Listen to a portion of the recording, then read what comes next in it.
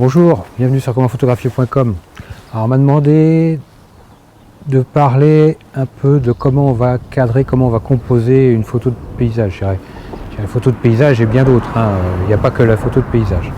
Alors on a la possibilité, je dirais, de base, par exemple ici, avec mes beaux cyprès et ma colline, c'est d'utiliser la règle des tiers. C'est-à-dire que je prends mon sujet et je vais légèrement me décaler en le mettant sur un côté et en respectant la ligne du bas ou la ligne du haut en fonction de ce que je veux pour respecter ma règle des tiers. Voilà. Comme ça, j'utilise la règle des tiers au niveau de ma composition. Après, on peut utiliser tout ce qui est des lignes diagonales. Alors les lignes diagonales ou pas d'ailleurs, toutes les lignes, pour faire une composition d'image avec une dynamique. Bon, en l'occurrence, je n'aurai pas forcément sous la main. J'en ai ici par exemple. Je vais faire la photo d'ailleurs. Vous ne le verrez pas, mais moi je vais le... Voilà. Il y a plein de lignes diagonales. Bon, ça manque un peu de lumière, mais vous verrez un peu toutes ces diagonales. Alors, avoir une composition où on a des lignes qui s'enchevêtrent dans tous les sens. Après, on peut avoir une composition aussi avec des formes géométriques. On va pouvoir profiter des lignes de l'environnement. Je dirais comme ici, les formes géométriques, c'est que des formes arrondies.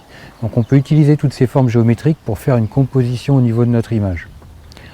Après, ce qu'on peut utiliser, quelque chose qui me fonctionne assez bien, c'est utiliser un cadre dans un cadre, c'est-à-dire englober notre sujet.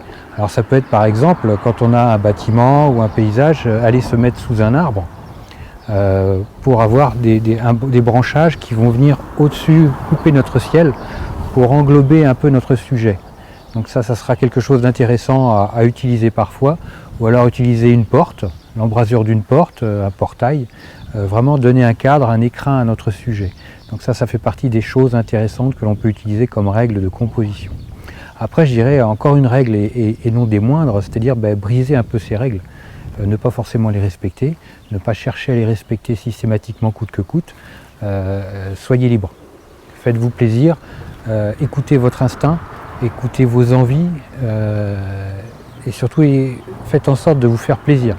Ne faites pas des choses plutôt en essayant de singer telle ou telle méthode. Essayez de faire des choses telles que vous le sentez. Soyez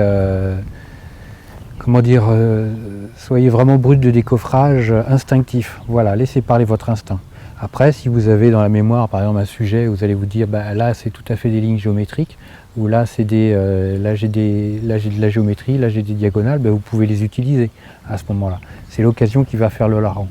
C'est aussi l'expérience. À force de faire des photos, vous allez vous dire, là, je peux faire un cadre dans un cadre. Bon, là, je suis sous un pont, vous ne le voyez pas, sous un pont d'autoroute. Si je voulais, je pourrais faire un cadre dans un cadre au niveau de ma Toscane.